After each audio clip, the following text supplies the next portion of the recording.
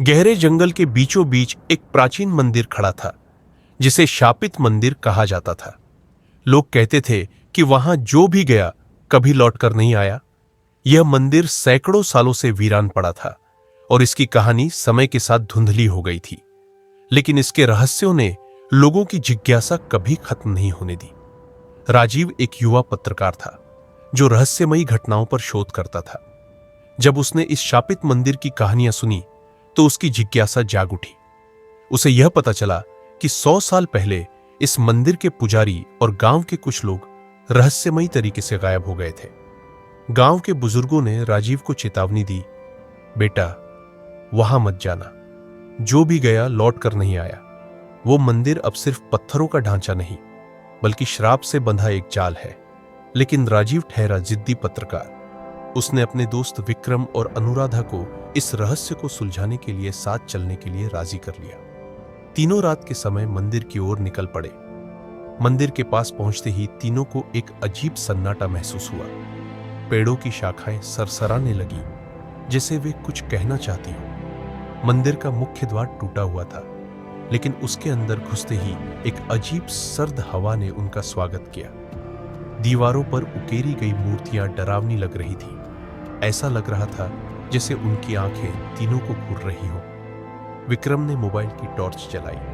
तभी दीवारों पर लिखी संस्कृत में कुछ श्लोक दिखाई दिए। अनुराधा संस्कृत में निपुण थी। उसने पढ़ना शुरू किया, जो भी इस पवित्र स्थल की शांति भंग करेगा वह श्रापित होगा और आत्माओं के संसार में खो जाएगा। अचानक मंदिर के अंदर के दीपक खुद ब खुद जल उठे। एक परछाई राजीव के ठीक पीछे खड़ी थी। अनुराधा ने डर से चीख मार दी।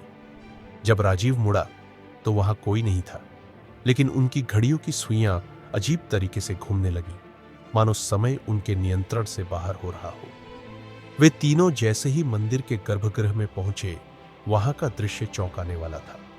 एक विशाल शिवलिंग के सामने एक कंकाल पड़ा था। उसके हाथों में एक तांबे की तख्ती थी, जिस पर कुछ लिखा था, हमने गलती की थी। हमने मंदिर की रक्षा करने वाले नियम तोड़े थे। हमारी आत्माएं अब कैद है। जो भी इस मंदिर में प्रवेश करेगा उसे भी यही श्राप मिलेगा। तभी अचानक चारों ओर से फुसफुसाहटें सुनाई देने लगी। ऐसा लग रहा था जैसे मंदिर की दीवारों के अंदर कोई फंसा हुआ हो और बाहर निकलने के लिए संघर्ष कर रहा हो। अचानक मंदिर का दरवाजा खुद ब खुद बंद हो गया। राजीव ने विक्रम और अनुराधा की ओर देखा।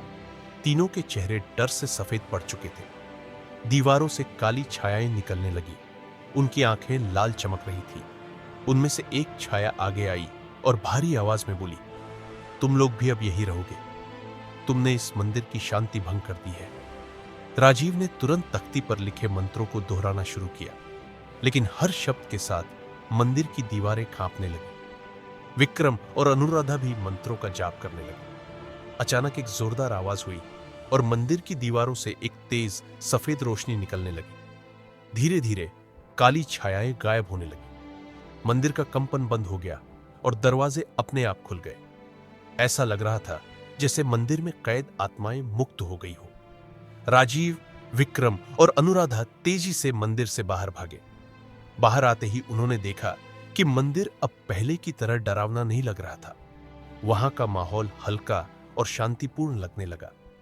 गांव वापस लौटने के बाद जब उन्होंने मंदिर की पुरानी कहानियों को फिर से खंगाला तो पता चला कि यह मंदिर पहले पवित्र स्थान था, लेकिन कुछ लोगों ने वहां काले जादू का प्रयोग किया था, जिससे मंदिर अपवित्र हो गया और वह श्रापित बन गया।